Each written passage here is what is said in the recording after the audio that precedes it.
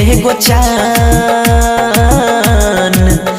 बन के हमर जान। धरती पयल एगो चान बन के हमर जान।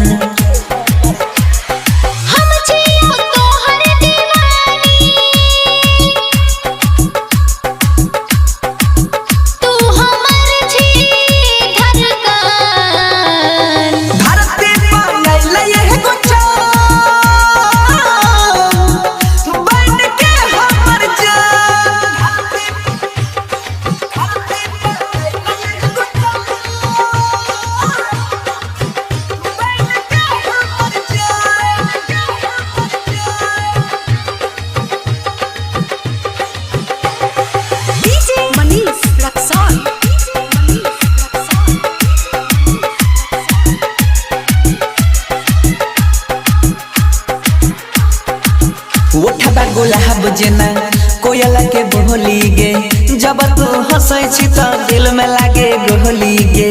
जितना करै छी हमर बड़ाई रे, तोरे संग जेबो तोरे संग मर जाई रे।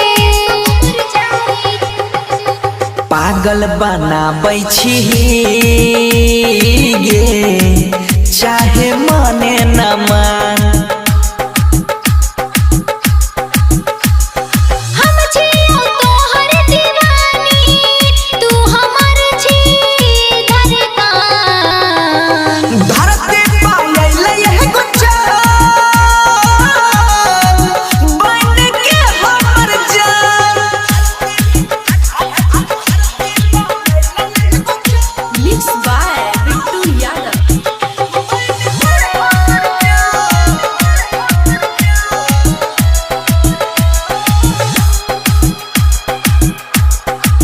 प्यार हम करै छियौ दिल नहीं तोड़बौगे, जन्म जन्म तक साथ में छोड़बौगे।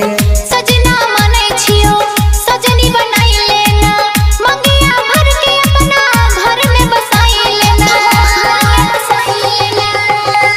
तोरा बिना अब जियल गे रहलै ना आसान।